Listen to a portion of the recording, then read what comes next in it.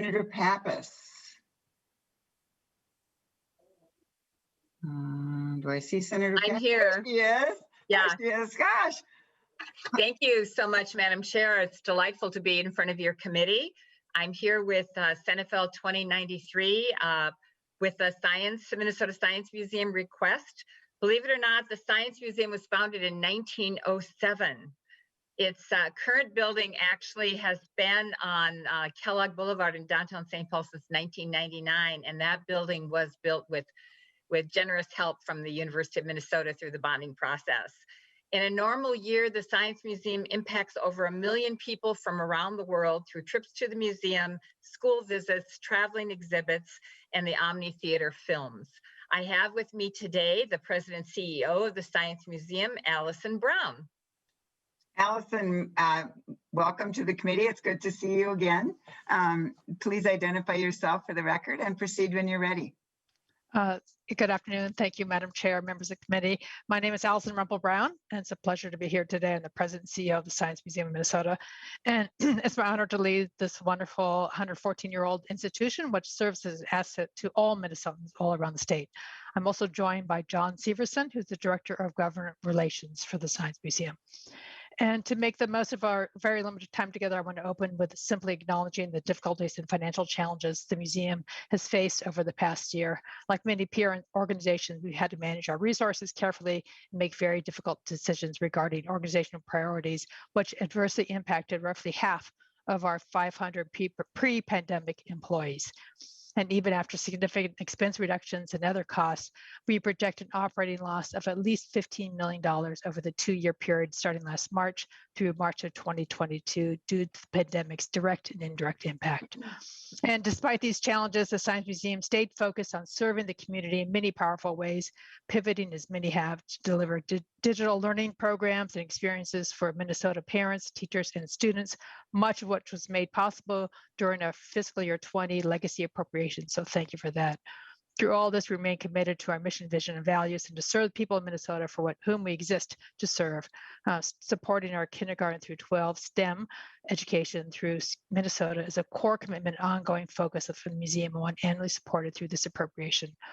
In December, the museum adopted the goal of creating free access to virtual museum programs for every elementary student in our state. We reached this goal by developing a suite of experiences ranging from a virtual Omni Film Fest to self-guided explorations, all available at no cost to teachers and schools throughout the state. And we developed delivery of this program, and it's made possible to support legacy funding. I'd like to turn this over to John to very briefly share short details on our request for the coming biennium. Thank you, Ms. Brown. Thank you for joining us today. Thank you. Mr. Severson, welcome to the committee. Please identify yourself for the record. Thank you, Madam Chair, members. My name is John Severson, and I serve as the Director of Government Relations for the Science Museum of Minnesota. And I will share briefly that legacy funds have traditionally driven 3 outcomes in our work: the development and delivery of world-class educational programs across all 87 counties of our great state, the conservation, preservation, and exhibition of cultural heritage assets held within our collection, which today number more than 2 million, and most importantly, providing equitable access to all of these amazing resources to all Minnesotans. Our request for the coming biennium remains consistent with these outcomes and seeks to build on past support and successes. The bulk of our request continues our work within the statewide school and community initiative. With this, we will seek to serve the post-pandemic needs of schools, communities, and families in all 87 counties. We will continue to deliver Minnesota standards-aligned field trips, outreach programs, and teacher professional development, either virtually or in person when we are able. And concurrently, we will implement a research-driven evaluation to inform the planning, development, and delivery of our next generation of STEM programs.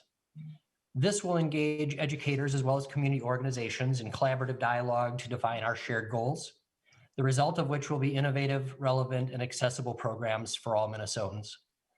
In addition, funding will support intensive professional development institutes led by our Ideal Center, which supports teachers and administrators in identifying and dismantling systemic barriers to educational equity. And lastly, we will amplify our science through increased access to our museum's collections. We will continue the work of digitizing our collections with a focus on needs identified by the schools and communities we serve and who will be working with us on the evaluation. Digitizing the collections is a vital step toward creating access and centering our research and equity. And lastly, because of the business interruption, we continue to work through our fiscal 20 and 21 work plans and goals. And we want to thank the state and the Office of Grants Management for the flexibility that they have provided as we have all dealt with the pandemic.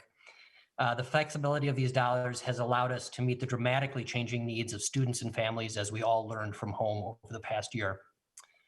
With that, I will conclude, and I'm happy to take any questions from the committee. Thank you. Senator Pappas, I think we are all looking forward to the day that everybody can be running through the Science Museum and running through the dinosaurs, and it's just such a valuable asset to the state of Minnesota. So I thank you for bringing this bill forward. And some of the members may remember when we used to do legislative trips to the Science Museum. We want to do that again. Absolutely. Thank you, Senator Pappas. With that, Senate Bill 2093 will be laid over for possible inclusion.